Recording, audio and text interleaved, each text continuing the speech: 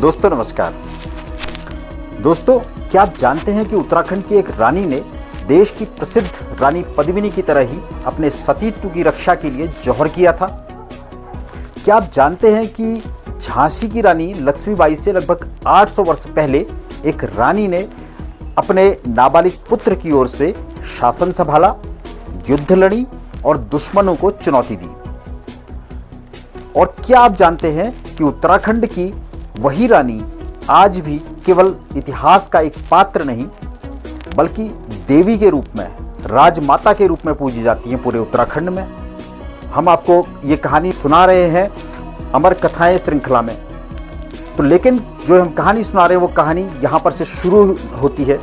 हम इस कहानी को रानीखेत से शुरू कर रहे हैं, एक ऐसा नगर जिसका नाम भी एक रानी पद्मिनी की कहानी की स्मृति से जुड़ा जाता है। लेकिन ये पद्मिनी वो नहीं है, लेकिन रानीखेत की रानी से ये जो शुरू होने वाली ये कहानी है हमें इतिहास के उन पन्नों तक ले जाती है जहाँ वीरता है, त्याग है, जौहर है, मातृत्व है, युद्ध है और एक ऐसी असाधारण रानी की जीवन है पूरा इसमें, जिसके बारे में उत्तराखंड के बाहर बहुत कम लोग जानते हैं। आखिर कौन थी उत्तराखंड की एक ऐसी रानी मौला देवी जिन्हें इतिहास में जिया रानी कहा गया, राजमाता कहा गया? उन्होंने किन आक्रमणकारियों से युद्ध किया और क्यों सदियों बाद भी उन्हें एक रानी से अधिक एक देवी के रूप में याद किया जाता है, पूजा जाता है? आइए सुनते हैं उत्तराखंड के इतिहास की एक ऐसी अद्भुत और प्रेरक कथा जो शायद आपने पहले कभी नहीं सुनी होगी। आज की कहानी आपको इतिहास के एक ऐसे अध्याय तक ले जाएगी जिसके बारे में बहुत कम लोग जानते हैं। दोस्तों नमस्कार। आज हम रानीखेत में यहाँ के नाम और उस स्थान को देख करके आपकी जो हमारी कहानियों की श्रृंखला है उसको आगे बढ़ाने का मन किया। रानीखेत का जब हम नाम लेते हैं तो सबसे पहले रानी नाम आता है और फिर दिमाग में आती है कि रानी ये कौन सी होंगी और किनका खेत या क्षेत्र ये होगा, ये स्थान। तो यही सोच करके हम इस कहानी को आगे बढ़ाने की सोच रहे हैं। यहीं से हम कहानी को शुरू भी करते हैं। सबसे पहले रानीखेत की बात करते हैं और आज कहानी आपको सुनाएंगे हम एक रानी। बहुत कम लोगों को शायद पता होगा कि इस रानीखेत नाम की जगह ये कौन सी रानी का खेत या क्षेत्र था। तो वो रानी थी रानी पद्मिनी। तो रानी पद्मिनी की अगर जब बात आई तो सबसे पहले नाम आता है चित्तौड़गढ़ की महान रानी पद्मिनी के बारे में, जिन्हें पद्मावती भी कहा जाता है और उन पर एक फिल्म भी बन चुकी है, हिंदी फिल्म। और उन्हें देश की जो जौहर करने वाली रानियां हैं उनमें उनका नाम सर्वोच्च स्तर पर उनका नाम लिया जाता है, जिन्होंने एक क्रूर मुगल शासक औरंगजेब से अपने सतीत्व की रक्षा करने के लिए अपने प्राण का उत्सर्ग कर दिया था जौहर करके। ये 1303 ईस्वी की बात थी, यानी 14वीं शताब्दी की बात थी। और उनसे पहले जो एकमात्र जौहर का जो बड़ी एक कोई रानी का जिक्र आता है वो रणथंभौर की रानी थी, रानी रंगदेवी। कहा जाता है कि उन्होंने 1301 में जौहर किया था और वे देश की सबसे पहली जौहर करने वाली देवी कही जाती है। लेकिन आज हम रानी पद्मिनी की बात तो जरूर करेंगे, लेकिन ये वो पद्मिनी नहीं है जो चित्तौड़गढ़ की रानी थी। हम आज पद्मिनी की बात करेंगे रानीखेत की। ये एक कुमाऊं की रानी थी, रानी पद्मिनी। उनके जो पति थे उनका नाम कहीं सुखदेव कहा जाता है, कहीं सुधारदेव कहा जाता है, कहीं सुखेर देव कहा जाता है। तो ये उनकी रानी थी। कहा जाता है कि वो इस स्थान पर आई थी और ये बहुत सुंदर स्थान, जैसे कि आप देखेंगे इस तरफ अगर हम दूसरे मौसम में, गर्मियों के अलावा किसी भी और मौसम में आते हैं तो यहाँ सामने हमको बहुत लंबी, करीब 360 किलोमीटर लंबी पर्वत श्रृंखलाएं हमको यहाँ पर हिमालय की दिखाई देती है। वो गर्मियों के मौसम में नहीं दिखाई दे रही है। अभी हम गर्मियों के मौसम में इसको हम रिकॉर्ड कर रहे हैं। लेकिन जो यहाँ की नीचे घाटियां हैं, पहाड़ हैं, सुंदरता है यहाँ की, देवदार के इधर आप देखेंगे कि बहुत सुंदर वृक्ष हैं। तो ये इस सुंदरता को देख करके रानी हुई, जैसे यहाँ के प्राकृतिक सौंदर्य को देख करके रीझ गई थी। तो ऐसे में उन्होंने अपने पति से इस स्थान के बारे में बात की तो उनके पति ने उनको ये क्षेत्र जो है वो उन्हें दे दिया और यहाँ पर उनका कहते हैं कि एक उनके लिए महल बनवाया और तभी से ये क्षेत्र रानीखेत के नाम से जाना गया। रानीखेत अगर हम कहें तो थोड़ा सा ये जो पहाड़ में कुमाऊं के में हम खेत को गाड़ कहते हैं, तो इस तरह का गाड़ शब्द अगर इसमें होता तो वो हम कहते हैं कि वो खेत से होता। लेकिन इस जो इतिहासकारों का मानना है वो कि खेत नहीं बल्कि क्षेत्र था, जो क्षेत्र से खेत बन के रह गया। तो बहरहाल ये रानी पद्मिनी की कहानी हुई। लेकिन हम आज इस कहानी में एक ट्विस्ट और है, हम आपको रानी पद्मिनी की कहानी भी पूरी नहीं सुना रहे हैं, बल्कि आज आपको सुनाएंगे एक उत्तराखंड की सबसे बड़ी, बल्कि देश की हम कहें कि सबसे बड़ी जन देवी जिन्हें भी कहा जाता है। तो दोस्तों, हमने रानीखेत से जो देश की जौहर करने वाली रानी पद्मिनी या पद्मावती थी, उनके साथ में हमने आपको रानी रंग देवी की कहानी भी सुनाई, रणथंभौर की, और वहाँ से हम लेकर के कहानी आपको उत्तराखंड की पहली जौहर करने वाली रानी जिया रानी की तरफ हम उस कहानी को ला रहे थे। लेकिन कुछ तकनीकी कारणों से हम कहानी को वहाँ पर उसको आगे नहीं बढ़ा पाए, तो उस कहानी को हम आगे बढ़ा रहे हैं। और हमारी कोशिश यहाँ ये रहेगी कि हम ये जो कहानी है मूलतः जो उत्तराखंड की जो लोक गाथाओं में रची बसी है, ये कहानियाँ एक तरह से जनश्रुतियों पर चलती हैं, और जनश्रुतियों में अलग अलग लोग जब एक ही कहानी को भी अलग अलग तरह से कहते हैं तो फिर कुछ बातें जुड़ जाती हैं, कुछ बातें घट जाती हैं, कुछ अलग तरह से प्रकट होती हैं। तो हम कोशिश करेंगे कि इन कहानियों को केवल सभी जनश्रुतियाँ जो हैं उनसे मिला करके हम उसको समन्वित रूप से प्रस्तुत करें, न केवल समन्वित रूप से प्रस्तुत करें बल्कि हम उसके साथ में कोशिश ये भी करेंगे कि हम उसको ऐतिहासिक कसौटी पर भी कसने की कोशिश करें, एक थोड़ा शोधपरक उसको बनाने की कोशिश करें। यानी कि अगर जिया रानी थी तो कब की थी, रानी पद्मिनी थी तो कब की थी। कुछ लोग जिया रानी को पूरे देश की पहली जौहर करने वाली महिला कहते हैं, लेकिन अगर इसको हम शोधपरक दृष्टि से देखेंगे तो ये तथ्य सही साबित नहीं होता है। ऐसे ही इस कहानी में कुछ रूहेलों का जिक्र आता है, और वो बात भी ऐतिहासिक तौर पर सही नहीं बैठती है। ऐसी बहुत सारी चीज़ें हैं जो कहानियों में तो कही जाती हैं लेकिन वो कहीं नहीं होती हैं, तो इसलिए हम कोशिश करेंगे कि उसको ठीक तरह से आपके सामने प्रस्तुत करने की कोशिश करेंगे। तो जिया रानी की अगर हम कहानी को शुरू करते हैं तो ये कहानी मूलतः मौला देवी की कहानी है। रानी मौला देवी जो है वो उत्तराखंड की एक ऐतिहासिक और प्रसिद्ध चरित्र है। ये केवल कपोल कल्पित कहानी नहीं है बल्कि ऐतिहासिक चरित्र है। वह उत्तराखंड की, जो हमने आपको पिछले सप्ताह एक कहानी सुनाई थी, जो प्रसिद्ध लोक गाथा है उत्तराखंड की, राजूला मालूशाही की, उसकी दादी ये थी, जो मौला देवी थी, जिनको बाद में रानी जिया रानी कहा गया। तो ये उनकी कहानी है, और ये पूरे देश के नहीं, उत्तराखंड की सबसे पहली जौहर करने वाली रानी के रूप में इनको जाना जाता है। उल्लेखनीय है कि ऐतिहासिक तौर पर जो रणथंभौर की रानी रंगदेवी थी, उन्होंने 1301 में जौहर किया था। वो देश की सबसे पहली जौहर करने वाली रानी कही जाती हैं। उसके बाद चित्तौड़गढ़ की रानी पद्मिनी या पद्मावती, दोनों उनके ही नाम हैं, उनकी कहानी आती है, जो उन्होंने 1303 में जौहर किया था। यानी ये दोनों जो रानी रंगदेवी और रानी पद्मावती जो हैं, दोनों की कहानियाँ 1301 और 1303 में आती हैं, यानी 14वीं शताब्दी के बिल्कुल शुरू में आती हैं। और जो हम जिया रानी की कहानी आपको सुना रहे हैं, वो कहानी इससे थोड़ा सा बाद में 1418 की 1398 से शुरू होती है और 1418 तक जाती है। और ये यानी कि इसका मतलब यह है कि 14वीं 15वीं शताब्दी के बीच की कहानी है। 14वीं शताब्दी के में उन्होंने जौहर, 15वीं शताब्दी में उन्होंने जौहर किया था। तो इस तरह से ये कहानी जाती है। और जो ये रानी मौला देवी और जिया रानी हैं, इनको उत्तराखंड की झांसी की रानी भी कहा जाता है। जैसे ही हम झांसी की रानी की बात करते हैं तो उसमें हम जो चित्र एक देखते हैं कि रानी लक्ष्मीबाई, झांसी की रानी, वो अपने पीठ पे अपने पुत्र को लेकर के वो युद्ध में गई हैं। तो जब हम रानी जिया रानी की भी चित्र कई जगह देखते हैं तो उनके साथ भी उनके पुत्र को दिखाया जाता है, और एक तरह से, और वो घोड़े पर सवार, युद्ध के लिए उद्यत, हाथ में तलवार। तो एक तरह से वो चरित्र भी एक तरह से रानी लक्ष्मीबाई का ही से उसको रिलेट होता है, उनकी तरह ही नज़र आता है। तो इसलिए उत्तराखंड की झांसी की रानी भी रानी जिया रानी को कहा जाता है। तो रानी जिया रानी ने झांसी की रानी की तरह ही, जैसे झांसी की रानी तो अंग्रेजों से लोहा लिया था, तो इन्होंने संकट के समय में अपने अल्पायु पुत्र धामदेव को के संरक्षक के रूप में अपने राज्य की कत्यूर राजवंश की के साम्राज्य उन्होंने जो था वो संभाला था, उसकी बागडोर संभाली थी और मुस्लिम आक्रांताओं से लोहा लिया था और संकट में पड़ने पर दुश्मनों के हाथों में पड़ने की जगह अपने सतीत्व की रक्षा करते हुए जीवन की अपने सर्वोच्च आत्मोत्सर्ग कर दिया था, उनकी अपने जीवन की प्राणों की आहुति दे दी थी, जिसका वर्णन कुमाऊं उत्तराखंड की लोक गाथाओं में अंतर्ध्यान होने के रूप में बताया जाता है। जब और इसी आधार पर उत्तराखंड के हरिद्वार के मायापुर से लेकर के नैनीताल के रानीबाग तक और राज्य के बड़े पर्वतीय भूभाग पर आज भी उनकी स्पष्ट उपस्थिति नजर आती है।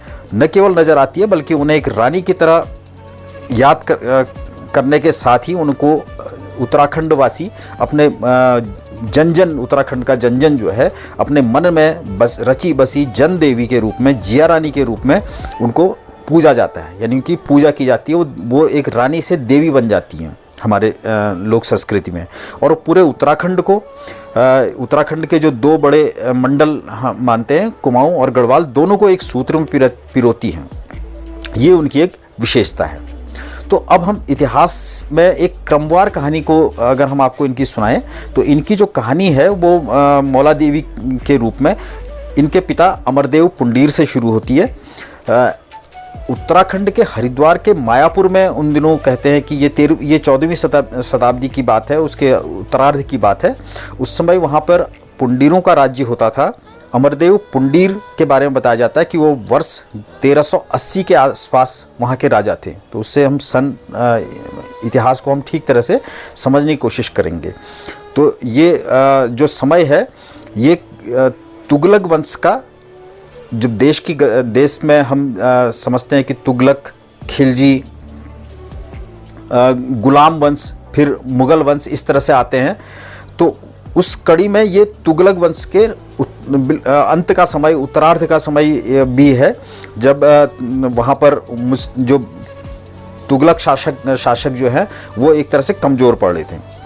तो लेकिन उस समय क्या था कि उत्तराखंड के गढ़वाल और कुमाऊं में भी ये जो मुस्लिम शासक वहाँ थे दिल्ली में, वो यहाँ भी हमले उनके लगातार होते रहते थे। कहते हैं कि ऐसे एक हमले के दौरान जब अमरदेव पुंडीर पर इन्होंने मुस्लिम आक्रांताओं ने, मुस्लिम शासकों ने, उस समय हमारे यहाँ 700 वर्ष तक हम जानते हैं कि उन्होंने करीब यहाँ राज्य किया था। तो जब वो राज्य कर रहे थे तो उस समय ये यहाँ हमला कर रहे थे, तो उन्होंने अमरदेव पुंडीर पर भी हमला उन्होंने किया। तो इन्होंने सहायता मांगी या जानकारी मिली। पिथौरागढ़ में उस समय कत्यूरी शासक थे, कत्यूरी राजा थे प्रीतम देव, उन्हें पृथ्वीपाल भी कहा जाता था। तो उनको जब इस बात की जानकारी मिली और वो उनके मित्र हुआ करते होंगे, तो उन्होंने उनके भतीजे थे ब्रह्मदेव। यहाँ पर थोड़ा सा एक कन्फ्यूजन भी कभी कभी हो जाता है कि ब्रह्मदेव इनके भतीजे भी थे और इनके एक पुत्र का नाम भी ब्रह्मदेव था, राजा प्रीतम देव या पृथ्वीपाल के। तो इन्होंने अपने भतीजे को, ब्रह्मदेव को, सेना के साथ में पिथौरागढ़, ये हरिद्वार के राजा अमरदेव पुंडीर की सहायता के लिए भेजा और अमरदेव पुंडीर को इस युद्ध में राहत दिलाई, विजय दिलाई। तो जब राहत दिलाई तो इस सहायता से उन्होंने, चूंकि एक दूसरे राजा ने उनकी सहायता की थी, तो इस सहायता से उर्ण होने के लिए ऐसा कहा जाता है कि राजा अमरदेव पुंडीर ने अपनी पुत्री जो कम उम्र की थी, मौला देवी, उनका विवाह उन्होंने कत्यूरी राजा प्रीतम देव से कर दिया। कुछ इतिहासकारों के अनुसार मौला देवी के पिता ने जो उनका विवाह किया था उसमें उनकी अनिच्छा थी, इच्छा नहीं थी, मौला देवी की इच्छा के विरुद्ध किया था। और कुछ कथाओं में ऐसा भी माना जाता है कि प्रीतम देव जो थे, राजा प्रीतम देव थे, वो उस समय वृद्धावस्था में थे। उन्होंने अपने वृद्धावस्था के बावजूद, वृद्धावस्था के साथ एक युवा कन्या जो मौला देवी थी, उस समय बहुत सुंदर, उनका वर्णन आता है, वो काफ़ी सुंदर थी, उनके केश काफ़ी सुंदर थे, कोई भी उनके प्रति आकर्षित हो सकता था, होता था। आगे उनके सुंदरता के बारे में भी कहानी में थोड़ा सा हिस्सा आता है। तो इन्होंने जो थे ये वृद्ध थे और वो युवा थी, उनका और इनकी पहले से भी शादी थी। प्रीतम देव और पृथ्वीपाल उर्फ पृथ्वी देव जो है, पृथ्वीपाल जो है, उनके साथ में उनका पहले से विवाह था, यानी ये उनकी दूसरी पत्नी बन के रूप में ये वहाँ उनके साथ गई। उनके साथ अपने पिता की इच्छा से उन्होंने अपनी अनिच्छा के बावजूद उन्होंने उनके साथ में शादी की, विवाह किया और उनसे उनके 3 पुत्र हुए। उनके नाम थे धामदेव, दुलादेव और ब्रह्मदेव। अब ये थोड़ा सा वही जो हम कन्फ्यूजन की बात कर रहे थे, ये ब्रह्मदेव कुछ लोग कहते हैं कि इनके पहले पत्नी के पुत्र थे, कुछ लोग कहते हैं कि ये उनके भतीजे थे, कुछ लोग कहते हैं कि ये जो ब्रह्मदेव थे वो रानी जिया रानी के ही पुत्र थे प्रीतम देव से। तो ये थोड़ा सा कन्फ्यूजन है यहाँ पे।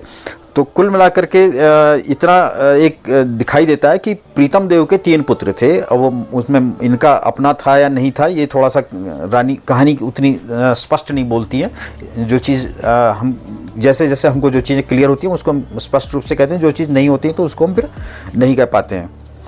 अच्छा, ये तो आई ब्रह्मदेव की बात। इसके बाद जो दूसरे पुत्र हैं जो दुलादेव, उनको दुलाशाही भी कहा जाता है। और हमने जैसा आपको पिछली कहानी में बताया था कि दुलादेव या दुलाशाह जो थे वो जिया रानी के दूसरे पुत्र थे। और ये राजा जो मालूशाही हैं, जो हमारी लोक गाथा के, उत्तराखंड की लोक गाथा के एक प्रसिद्ध चरित्र हैं और नायक हैं, उनके पिताजी थे। और इस रिश्ते से मालू शाही की जो जिया रानी थी वो दादी थी। और इसके अलावा तीसरे जो सबसे बड़े पुत्र थे उनका नाम धामदेव है। धामदेव जो है वो अपने पिता की मृत्यु के बाद, वो कहानी आगे आएगी, वो अपने पिता की मृत्यु के बाद उत्तराधिकारी चुने जाते हैं और राजा बनते हैं अल्पायु में ही। तो ये 3 इनके पुत्र थे, ये हमने इनको समझ लिया, इनके पिता के बारे में समझ लिया। अब आगे इस कहानी में ये भी कहा जाता है कि जो विवाह के कुछ समय के बाद ही मौला देवी और राजा प्रीतम देव में जब 3 पुत्र उत्पन्न हो गए, उसके बाद इनके बीच में कुछ मतभेद उत्पन्न हुए और जिसके बाद मौला देवी अपने पुत्र, जो बड़े पुत्र धामदेव को साथ लेकर के पिथौरागढ़ से नैनीताल के निकट गार्गी नदी, जिसे गौला नदी आज कहते हैं, उसको पहले गार्गी नदी भी उसका नाम था, उसके किनारे रानी बाग नाम का जो आज का स्थान है, वो 2 नदियों का संगम वहाँ पर को है। एक नैनीताल की तरफ से निहाल नाला आता है और उस तरफ से गार्गी नदी आती है, तो उसके संगम के पास के स्थान पर वहाँ पर आकर के ये बस गई थी। वहाँ पर पहले था या बाद में था, वहाँ पर शिवजी का मंदिर था जिन्हें चित्रेश्वर महादेव के रूप में आज उनको चित्रेश्वर महादेव के रूप में पूजा जाता है। अब ये थोड़ा स्पष्ट नहीं है कि बाद में एक और जिक्र हम उसमें जरूर करेंगे चित्रेश्वर का, तो वो उस समय महादेव वहाँ पर किस रूप में थे ये थोड़ा सा स्पष्ट नहीं है। लेकिन हम अगली कहानियों में आपको ये भी जरूर एक बताएंगे कि ये जो स्थान था रानी बाग का स्थान, भद्रवट नाम इसका हमारे स्कंद पुराण के और बाकी जगहों पर आता है। उसकी कहानी हम आपको बाद में अन्य कहानी के उसमें हम आपको जरूर उसके बारे में और बहुत ज़्यादा उसको विस्तार से सुनाएंगे। तो ये बहुत ज़्यादा पवित्र ये स्थान था और यहाँ पर सप्त ऋषियों में से भी कई ऋषि यहाँ तपस्या करने के लिए आए थे। केवल एक संदर्भ के रूप में हम आपको जोड़ दें तो नैनीताल में जो त्रिऋषि आए थे, अत्रि, पुलस्त्य और पुलह जो आए थे, वो तीनों ऋषि पहले रानी बाग में ही आए थे, भद्रवट में, वहाँ उन्होंने स्नान किया था। वहाँ से वो मानसरोवर की तरफ जा रहे थे, तब वहाँ से आते हुए नैनीताल आए और नैनीताल में फिर उन्होंने मानसरोवर का जल का स्मरण करके वहाँ उन्होंने एक गड्ढा खोदा और उसमें मानसरोवर का जल अपने तपोबल से, आत्मबल से वहाँ भर दिया और वो नैनी झील बनी। ऐसी कहानी होती है। और एक और इसमें हम छोटी सी बात और आपको संदर्भ के लिए जोड़ दें, जिसको हम बाद में विस्तार से बताएंगे। वो ये है कि जो पुलस्त्य जो ऋषि हैं वो जो रामायण के प्रमुख खलनायक हैं रावण, उनके दादाजी हुआ करते थे और सप्त ऋषियों में शामिल थे। ये भी एक महत्वपूर्ण आपको आगे की कहानियों के लिए हम आपको एक क्लू दे रहे हैं कि हम किस तरह पे आपको कहानियों को जोड़ते हुए चलेंगे। तो गौला नदी में ये बहुत पवित्र जो यहाँ रानी बाग नाम का स्थान है, वो बहुत भद्रवट के नाम से, वो स्कंद पुराण से और उसके पहले से भी काफ़ी प्रसिद्ध और धार्मिक महत्व का स्थान और भगवान शिव का स्थान वो माना जाता था। तो इनको वो जगह अच्छी लगी। वहाँ पर कहते हैं कि ये इन्होंने एक आमों का और बाकी कुछ चीज़ों का, क्योंकि वो नदी से लगा हुआ क्षेत्र है, तो वहाँ उन्होंने एक सुंदर बाग बनाया, जिसके कारण से उस स्थान का नाम रानी बाग पड़ा। हम अगर रानी बाग हम पहले से कह रहे हैं तो रानी बाग उस समय नहीं था, रानी बाग नाम बाद में उसमें आया है। और कहते हैं कि वो यहाँ पर को 12 वर्षों तक वहाँ पर रानी बाग नाम के स्थान पर रहीं। अब हम फिर से लौटते हैं दिल्ली की तरफ को। दिल्ली से कैसे वहाँ पूरे देश की राजनीति किस तरह से हो रही थी और ऐतिहासिक संदर्भों से हम आपको जोड़ते हुए हम कोशिश कर रहे हैं कि वहाँ से हम आपको आगे लेकर चलें। तो कहते हैं कि उन दिनों दिल्ली में तुगल वंश के जो संस्थापक फिरोज शाह तुगलक थे, उन्होंने उस वंश को शुरू किया था। फिरोज शाह तुगलक की हम कई कहानियाँ सुनाते हैं। तुगलक वंश की उनको पागल बादशाह और इस तरह की चीज़ें भी काफ़ी इतिहास में बातें आती हैं, जिन्होंने दिल्ली से दौलताबाद राजधानी ले गए और फिर चमड़े के सिक्के चलाए, कई तांबे के सिक्के चलाए, इस तरह के कई सारे प्रयोग किए। तो उसी वंश की हम संदर्भ के लिए आपको बता रहे हैं कि उसके जो इस समय आने तक 1380 के आसपास आने तक या 1398 तक हम ये कहानी जाएगी यहाँ पर को, तो वहाँ पर को उनके जो निर्बल शासक थे, एक काफ़ी कमज़ोर उनकी सत्ता हो गई थी उस समय तक। उनका नाम है नासिरुद्दीन मोहम्मद शाह तुगलक। ये उस समय राजा थे और ये करीब करीब अंतिम चरण चल रहा था तुगलक वंश का। तो ये अंतिम शासन वहाँ पर तुगलक वंश ले रहा था उस समय। तो ये इन स्थितियों को देख करके मध्य एशिया के समरकंद से एक लुटेरा शासक था तैमूर लंग। उसने भारत की समृद्धि की, वैभव की, इसकी कहानियाँ उसने और महानता की कहानियाँ उसने सुन रखी थी कि काफ़ी वैभव है, सोने की चिड़िया है भारत। तो वो भारत को लूटने का इरादा रखता था। जब उसको ये पता चला कि तुगलक वंश के पतन की स्थितियाँ यहाँ पर चल रही हैं, उसको ऐसी स्थितियाँ दिखाई दी, तो उसने भारत की समृद्धि को लूटने के उद्देश्य से दिल्ली पर, भारत पर आक्रमण करने की योजना बनाई और दिल्ली की कमज़ोर स्थिति का फ़ायदा उठाकर उसने 1398 ईस्वी में उसने भारत पर चढ़ाई कर दी और खुद जो है दिल्ली के तख्त पर जा बैठा नासिरुद्दीन मोहम्मद शाह तुगलक को हरा करके। इससे क्या हुआ कि उत्तर भारत में तुर्कों का प्रभाव बढ़ गया, एक तरह से वो यहाँ स्थापित हो गए। अब जैसे ये स्थापित हुए, उसके बाद ये अपना राज्य विस्तार की कोशिश करते हुए मेरठ की तरफ को आगे बढ़ा और मेरठ को इसने लूटा, रौंदा और उसके बाद ये हरिद्वार की ओर बढ़ चढ़ आया। और उस समय तक यहाँ पर अमरदेव पुंडीर सत्ताच्युत हो गए थे, सत्ता से हट गए थे। उनकी जगह उनके पुत्र और मौला देवी के भाई वत्सराज देव पुंडीर उनका नाम है, वो उस समय शासन कर रहे थे। तो उन्होंने वीरता से तैमूर लंग का सामना किया, किंतु शत्रु की जो सेना की संख्या थी वो काफ़ी, उनका बल था वो काफ़ी बड़ा था, उसके आगे उन्हें हार का सामना इस बार करना पड़ा। इस बार उनको कहीं से शायद मदद भी नहीं मिली। तो इसके बाद उत्तर भारत के गंगा, यमुना और रामगंगा की नदी के जो क्षेत्र थे, वहाँ तुर्कों का प्रभाव स्थापित हो गया। और इधर इस बीच में मौला देवी की शादी पृथ्वीपाल से हो चुकी है और वो गोला नदी के किनारे रानी बाग नाम के स्थान पर रह रही हैं। अब वहाँ आप हरिद्वार देखें, हरिद्वार पर उसने किया और अब कहानी इस तरफ मुड़ती है। जो तुर्क सेना है वो अपनी एक टुकड़ी को हरिद्वार में वहाँ जीतने के बाद, हरिद्वार को जीतने के बाद वहाँ भयंकर, कहते हैं कि उन्होंने भयंकर नरसंहार भी किया और बड़े स्तर पर उन्होंने मतांतरण भी कराया। और इस कारण से तो तत्कालीन पुंडीर राज परिवार, यानी इनके जो मौला देवी के जो भाई थे, उनको और उनके राज परिवार के और लोगों को उत्तराखंड के नौकोट क्षेत्र में, नौकोट एक क्षेत्र है, वहाँ उनको शरण लेनी पड़ी। और कहते हैं कि वहाँ भी आज उनके वंशज जो हैं वो मखलूगा पुंडीर के नाम से जाने जाते हैं। वो उनको हरिद्वार से पलायन करना पड़ा, एक तरह से उनको भगा दिया वहाँ से उन्होंने। तो अब 1398 में वो ये बिल्कुल नज़दीक की, कई जगह तो ये इतनी तक कहानी आती है कि दिसंबर महीने की बात थी। 1398 में ये दिसंबर का महीना था, आखिरी महीना था, और 1398 में ही उसने दिल्ली पर कब्जा किया। और इसी समय वो तत्काल आकर के उसने इसको मेरठ को रौंदा। उसके बाद वो तत्काल हरिद्वार आ गया और इसी समय करीब वो 1300, तब तक हो सकता है 1399 हो गया हो, तो उस समय उसने अपनी एक टुकड़ी जो है कुमाऊं क्षेत्र की ओर भी, गढ़वाल के बाद कुमाऊं क्षेत्र की ओर को भी भेजी और यहाँ उसने यहाँ इस तरफ हमला कर दिया। तो मौला देवी उन दिनों, जैसा हमने आपको बताया कि वो रानी बाग में ही रह रही थी, जब उनको तैमूर के आने की सूचना मिली तो उन्होंने तत्काल उनका सामना करने के लिए कुमाऊं के राजपूतों की एक सेना का गठन किया। कहते हैं कि जब राजा प्रीतम पाल को भी वो वहाँ थे पिथौरागढ़ में, वो वहाँ रहते थे और पत्नी से अलगाव था, इसलिए पत्नी दूर अलग रह रही थी। तो उनको लेकिन जब पता चला कि तुर्क जो है यहाँ आ रहे हैं और उनकी पत्नी जो है, धर्मपत्नी जो है वो संकट में है, तो ऐसा बताया जाता है कि उन्होंने भी वहाँ से अपनी सेना को लेकर के वो तत्काल मौला देवी के लिए का साथ देने के लिए वो रानीबाग आए। और उन दोनों सेनाओं का जो यहाँ कत्यूरी या सेना का प्रीतम पाल और मौला देवी की कत्यूरी सेना थी और वहाँ तुर्कों की सेना थी, दोनों के बीच में भीषण युद्ध हुआ। इसमें तुर्क सेना को भारी पराजय मिली, हार गए और दोनों उनको खदेड़ दिया कत्यूरों की सेना ने। इसी गोला नदी के किनारे रानीबाग नाम के स्थान पर यहाँ भीषण युद्ध हुआ, उनको हरा दिया। और इसके बाद कहते हैं कि दोनों के बीच में फिर एक बार फिर से दोनों के पति पत्नी के संबंध फिर ठीक हुए और रानी प्रीतम देव जो राजा प्रीतम देव थे वो मौला देवी को लेकर के फिर पिथौरागढ़ ले गए अपने साथ में।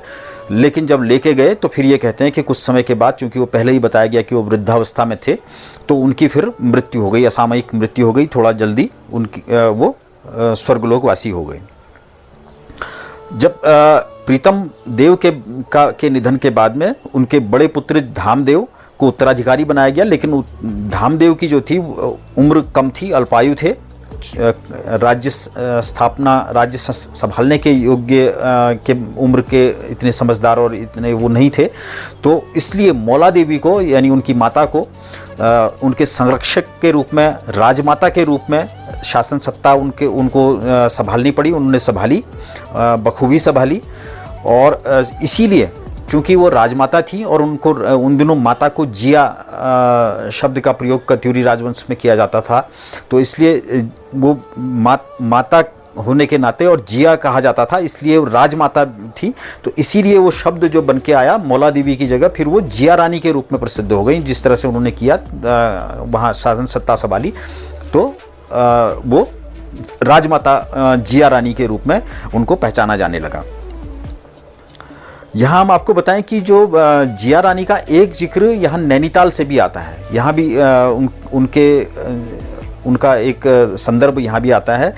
नैनीताल को हम एक दूसरा इतिहास जो इसका हम जानते हैं, जो आधुनिक तरीके से लिखा हुआ इतिहास है कि नैनीताल की खोज, मैं इस शब्द के बिल्कुल खिलाफ रहता हूँ। कुछ उसको जन्मदिन भी यहाँ मनाने की परंपरा कुछ सालों से है, मैं उस शब्द को भी उचित नहीं मानता हूँ। हो सकता कुछ लोग ठीक मानते होंगे उसको, क्योंकि किसी शहर का जन्म होना बड़ा एक अलग तरह का मुझे फील देता है, मुझे अलग तरह का लगता है थोड़ा सा, क्योंकि हम स्कंद पुराण में, मानस खंड में और बहुत जगह हम उसको त्रिऋषि सरोवर के नाम से जानते हैं और बहुत समय पहले से वो यहाँ था। और अंग्रेज़ों के नक्शों में भी हमने उसको 1823 के नक्शे में भी देखते हैं और यानी पहले अंग्रेज़ों की नज़र में भी पहले से था, लेकिन माना जाता है कि 1839-41 के आसपास में नैनीताल की खोज पीटर बैरन नाम के एक शराब के व्यवसायी ने की और उसे बड़ा हम लोग थोड़ा, मुझे वो अच्छा नहीं लगता शराब के व्यवसायी के द्वारा इसको खोजना, उसका इतिहास उस तरह उतना वो।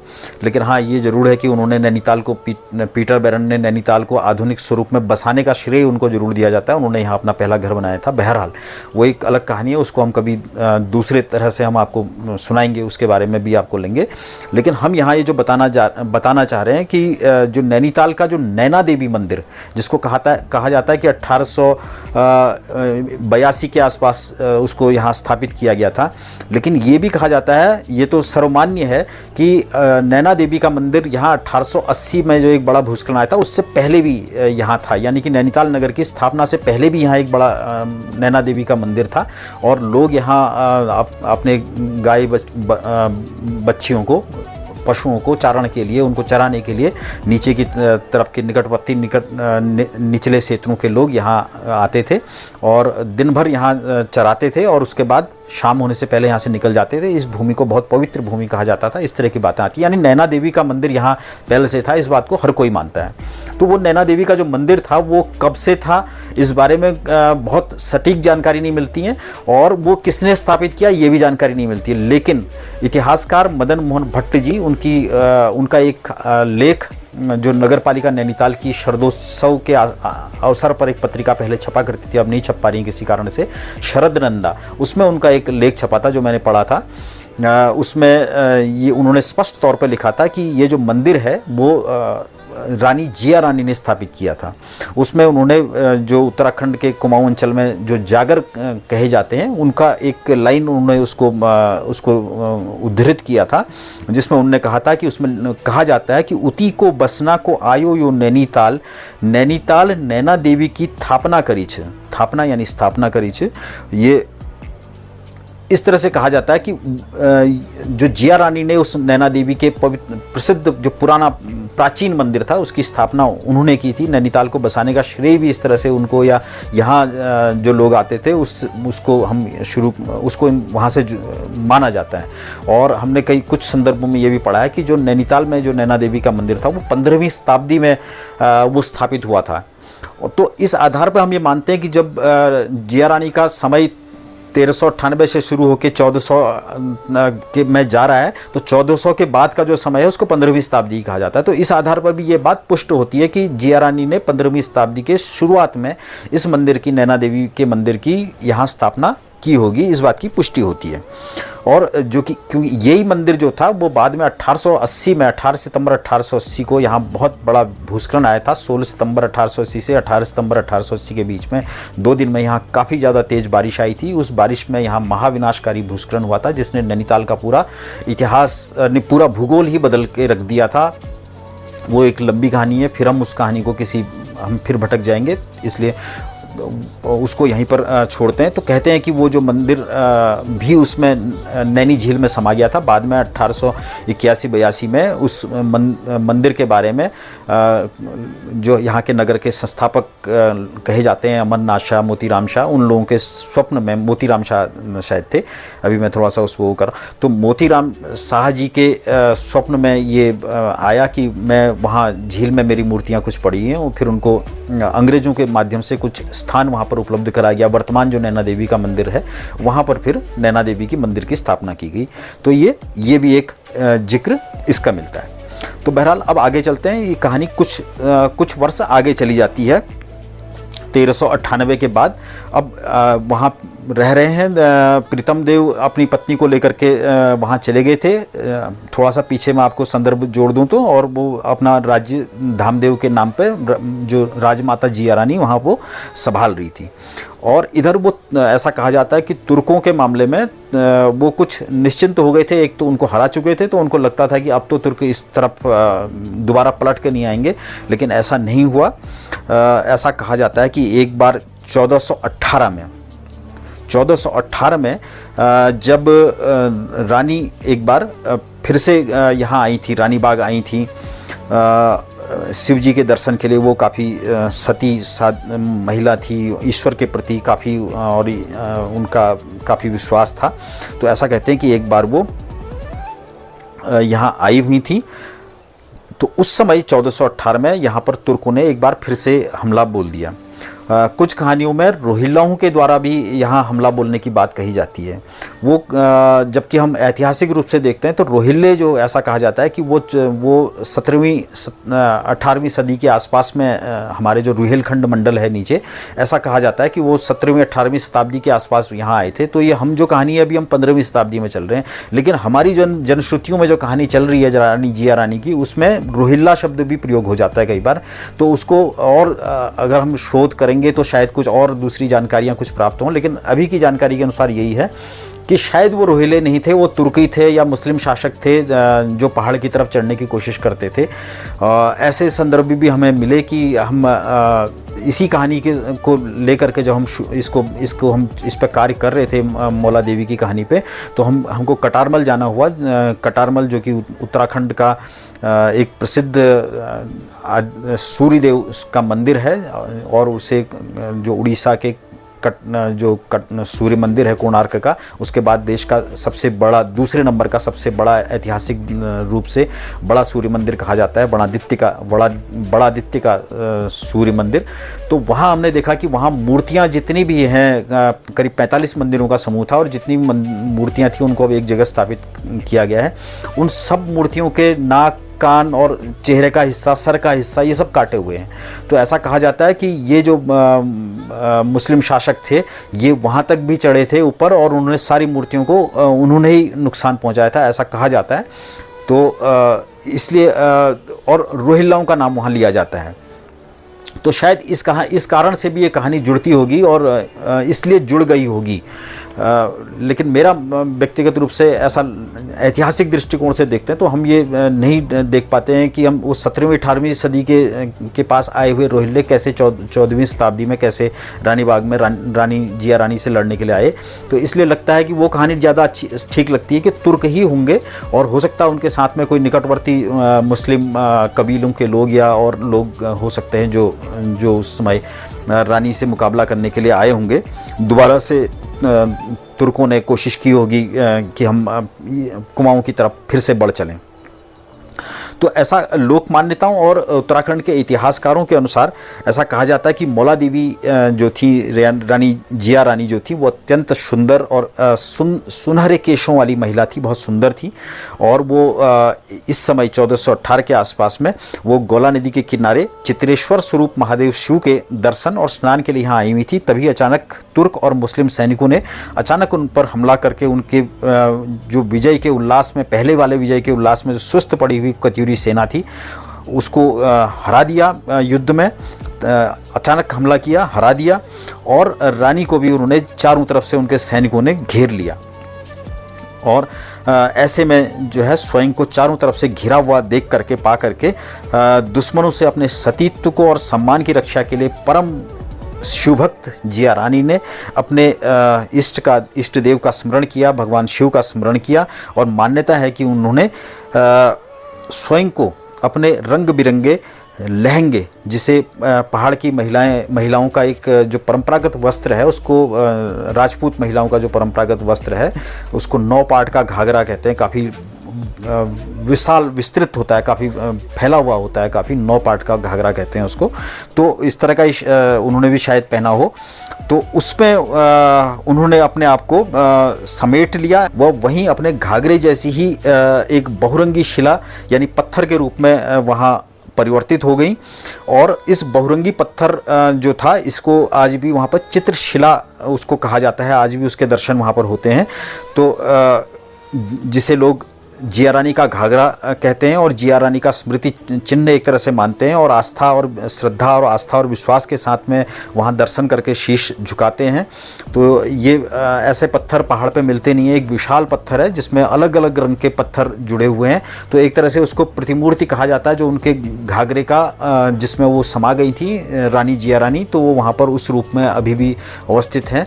हालांकि ऐसे पत्थर 1-2 और गौरा नदी में इसके ऊपरी क्षेत्र में 1-2 पत्थर, एक पत्थर कम से कम हमको जानकारी है कि उसका फोटो कुछ दिनों पहले हमने देखा भी था, तो वो भी वहाँ पर है। तो बहरहाल उनको ये माना जाता है। और यह भी कहते हैं कि उसी समय जब ये चीज़ें हो रही थी, क्योंकि कहानियाँ हैं, कहानियाँ थोड़ी दूसरे तरीके से कही जाती हैं, तो उस समय कहते हैं कि पास में ही एक जो पहाड़ था वो भी फट गया और अंदर उसके एक गुफा बन गई। लोक श्रुति है कि माता उस गुफा के रास्ते सीधे हरिद्वार अपने मायके की ओर एक देवी के रूप में, जिस तरह से एक दैवीय उनके अंदर शक्ति हो, उस तरह से वो अंतर्ध्यान हो गई। अब वो अंतर्ध्यान अपने जो घाघरा था, इस पत्थर जो चित्रशिला है उस जगह पर अंतर्ध्यान हुई या उस गुफा में अंतर्ध्यान हुई, थोड़ा सा दोनों जगह का जिक्र अलग अलग आता है। अब इसको और विस्तार से जब इसके बारे में शोध होंगे तो फिर ठीक तरह से जानकारी मिलेगी। हम कई बार कहते हैं कि जितना उनके बारे में शोध होने चाहिए थे, जिस तरह से वो पूरे उत्तराखंड को एक सूत्र में पिरोती हैं, तो उसके बारे में जितना कार्य होना चाहिए था शायद नहीं हुआ। अलग अलग जनश्रुतियाँ अभी भी प्रचलित हैं। हम सबको साथ लेके समेटने का प्रयास यहाँ पर कर रहे हैं। तो ये दोनों जगह से कोई एक दोनों बातें इस कहानी में आती हैं। तो वो अंतर्ध्यान हो गई एक देवी के रूप में, ये बात आती है। और कहते हैं कि वो वहाँ से हरिद्वार चली गई अपने मायके और गुफा का द्वार जो है वो बंद हो गया। वो गुफा का जो द्वार है, गुफा का एक हिस्सा जो है वो रानी बाग में आज भी दिखाई देता है और एक आस्था के केंद्र के रूप में वहाँ पर अवस्थित है। आज भी लोग यहाँ जिया रानी का जब मकर संक्रांति के दिन 13-14 जनवरी के आसपास जब मकर संक्रांति होती है हर वर्ष, तो वहाँ पर रानी बाग में बड़ा मेला लगता है। कत्यूरी वंश के वंशज विशेष रूप से उस समय आते हैं, कई दर्जनों समूह में आते हैं और जागर लगाते हैं, माता जिया रानी को जागृत करते हैं, उनसे अपनी अभीष्ट की पूर्ति करते हैं, उनसे अपने वरदान लेते हैं, अपनी मांगें अपनी उनसे स्वीकारोक्ति उनसे कृपा उनकी प्राप्त करते हैं और जय जिया इस तरह के नारे लगाते हैं और उनका स्मरण करते हैं। और इन स्थानों को, ये जो दोनों चीज़ें हैं, जो चित्रशिला है और जो ये गुफा का द्वार है, इनको हम आज भी वहाँ पर देख सकते हैं। और एक जन देवी के रूप में और न्याय की देवी के रूप में हम इनको वहाँ पर पूजते हैं और उनके जो शौर्य, बलिदान और त्याग का जो था उसको हम याद करते हैं। हालांकि उसको व्यापक पहचान जितनी मिलनी चाहिए थी वो नहीं मिली जिसकी वो अधिकारी थी। ये भी हम आपको बता दें कि जो चित्रशिला जो हम कहते हैं और चित्रेश्वर महादेव कहते हैं, इन दोनों के बीच में भी हम, जैसा शुरू में भी हम आपसे कहने का प्रयास कर रहे थे, तो ये स्पष्ट नहीं है कि वहाँ पर शिवजी पहले से, जिया रानी के पहले से, वहाँ जाने से पहले से वहाँ पर चित्रेश्वर के रूप में विराजते थे या जब ये घटना हुई उसके बाद से चित्रेश्वर के रूप में विराजित हुए, ये थोड़ा कहना मुश्किल है। लेकिन इतना हमने आपको शुरू में ही बताया कि ये स्थान बहुत प्रसिद्ध था, पवित्र था भद्रवट के रूप में। तो इसलिए शुरुआत में से उसको चित्रेश्वर महादेव के दर्शन करने के लिए गई, ये कहना शायद थोड़ा अलग होता है, क्योंकि जब उनका अवसान हो गया, जब वो अंतर्ध्यान हो गई, उसके बाद शायद ये चित्रेश्वर शब्द या चित्रशिला शब्द जो है वो उसके बाद अस्तित्व में आया होगा। तो ये सब चीज़ें भी हैं। बहरहाल हमने आपको कहानी को पूरा हर तरह से समझाने की कोशिश की है। इसके अलावा भी यदि आपके पास कोई इस कहानी के कुछ और संदर्भ आपके पास हैं या इसमें कहीं पर कोई सुधार की आप गुंजाइश इसमें मानते हैं, हम इसको लिपिबद्ध भी करेंगे। हमारी पुस्तक भी आ रही है उत्तराखंड की लोक कथाओं के बारे में। इस तरह की जो ऐतिहासिक रूप से पुष्ट कहानियाँ हैं उनको हम उसमें लिखने के जो हमारा गौरव है उसको हम जोड़ने की कोशिश करेंगे अमर कथाएं के रूप में या उत्तराखंड के गौरव के रूप में। तो उसको हम आपके सामने आगे पुस्तक आपके सामने आएगी तो हम उसकी भी आपको जानकारी भविष्य में देंगे। तो आपसे ये अनुरोध है कि उसके बारे में कोई भी जानकारी आपके पास हो तो वो भी आप हमें उपलब्ध कराएं। तो और हम उम्मीद करते हैं कि हमारा जो अमर कथाएं की एक श्रृंखला आपके सामने हम प्रस्तुत कर रहे हैं वो आपको पसंद आ रही होंगी। पसंद आ रही हैं तो ज़रूर हमारा उत्साहवर्धन हम चाहेंगे कि ये आपका अपना चैनल है, किसी और हमारा कोई नहीं है, आप हैं तभी हमें। तो इस चैनल को आप लाइक करें, हम इसकी वीडियोस को, इसको चैनल को सब्सक्राइब करें, दूसरे लोगों तक भी इसको शेयर करें, उन्हीं लोगों तक शेयर करें जो इस तरह की बातों को समझना चाहते हैं। हर किसी को हर बात समझ में नहीं आती। जो लोग आखिर तक आप यहाँ पर अगर इस वीडियो को यहाँ तक देख रहे हैं तो इसका मतलब आप उन अभीष्ट लोगों में हैं, वो लोग हैं जो जिनकी हमें भी तलाश है। तो आपका इसलिए यहाँ तक वीडियो को आखिर तक देखने के लिए आपका बहुत बहुत धन्यवाद। शीघ्र ही हम एक नई कहानी, एक बहुत महत्वपूर्ण कहानी के साथ में हम आपके सामने फिर से प्रस्तुत होंगे। तब तक के लिए हमें आज्ञा दीजिए। धन्यवाद। नमस्कार।